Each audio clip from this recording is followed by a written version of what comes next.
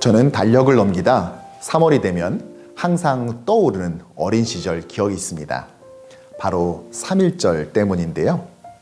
아직 초등학교를 들어가기도 전에 하루는 아버지가 1시간가량을 운전해 경기도 화성에 있는 어느 예배당에 저와 동생을 데리고 가셨습니다.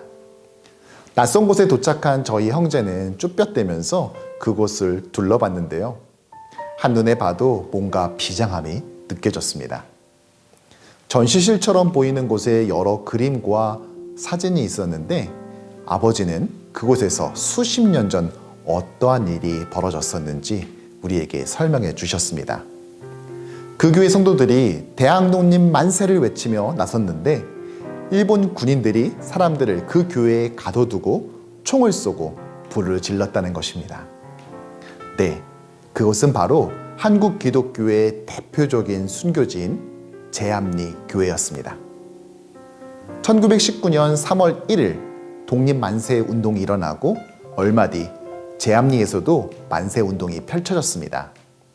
주민 천여 명이 장날을 이용해 독립만세를 외쳤던 것입니다. 특히 많은 기독교인들이 주축이 되었습니다. 기독교 선교가 이루어진 지 몇십 년 채 되지 않았지만 당시 한국 기독교는 독립선언서를 작성한 민족대표 33인 중 16명을 차지할 만큼 나라와 민족을 위해 가장 앞장섰습니다. 제암리교회 역시 지역에서 문맹대치와 신문화 운동교육을 하고 있었지요. 하지만 일본군의 대대적인 탄압이 이루어졌고 15세 이상 남자들을 제암리교회로 모이게 했습니다. 일본군 중위는 사람들에게 기독교의 가르침에 대해 물었고 교인 대표가 이에 대답했습니다. 하지만 이것은 기독교 신앙에 관심을 가졌기 때문에 했던 행동이 아니었습니다. 교회 바깥으로 나온 그는 사격 명령을 내렸고 이에 예배당을 포위하고 있었던 일본군은 창문 안으로 일제 사격을 했습니다. 일본은 이를 은폐하려고 불까지 질렀지만 34번째 민족 대표라고 불렸던 의료 선교사 스코필드가 사진과 목격자의 증언을 담은 보고서를 작성해 미국으로 보내면서 참상은 전 세계로 알려지게 되었습니다. 저는 이후 3.1절이 되면 아버지와 함께 갔었던 제암리 교회가 가장 먼저 떠오릅니다. 그러면서 그리스도인은 자신의 조국을 사랑하는 사람이 되어야 된다는 것을 마음에 다시 한번 새기게 되지요. 팬데믹 가운데서도 어김없이 3월은 찾아왔고 얼마 전 저는 큰딸과 산책을 하다가 그때의 일이 생각이 났습니다.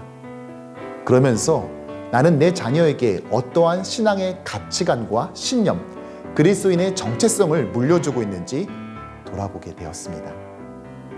신명기 6장 6절에서 7절은 이렇게 말합니다.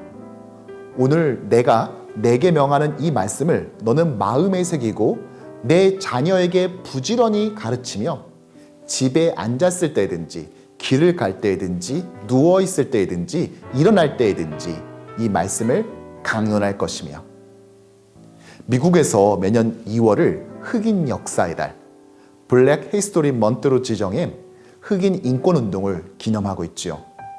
그렇게 자신들의 스토리를 후대에 이어나가기 위해 노력하고 있는 것입니다. 그렇다면 우리 자녀들에게 물려줘야 할 하나님의 말씀과 믿음의 스토리는 누가 전해야 할까요? 바로 부모인 우리들입니다. 존 웨슬리는 나는 하나님에 대해 신학교보다 어머니의 무릎 위에서 더 많이 배웠다고 했습니다. 신명기 6장의 말씀처럼 말입니다. 저 역시 신학교 커리큘럼인 칼빈주의 국가관보다 아버지와 함께 방문했었던 순교지 현장에서 그리스도인의 국가관을 배웠습니다.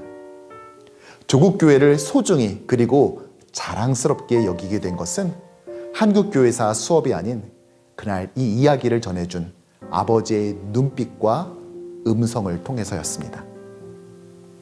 미국에서 이민자로 살아가는 우리는 자녀들에게 물려줘야 할 스토리가 더 많이 있습니다.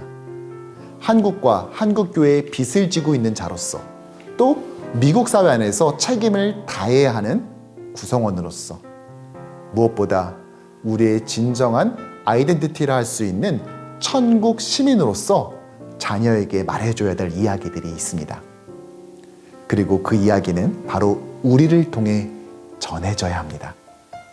그 스토리가 계속해서 이어지도록 때로는 이야기꾼으로서, 때로는 텔레마케터와 큐레이터로서, 그리고 천국 홍보대사로서 살아가는 모든 성도 되기를 응원합니다.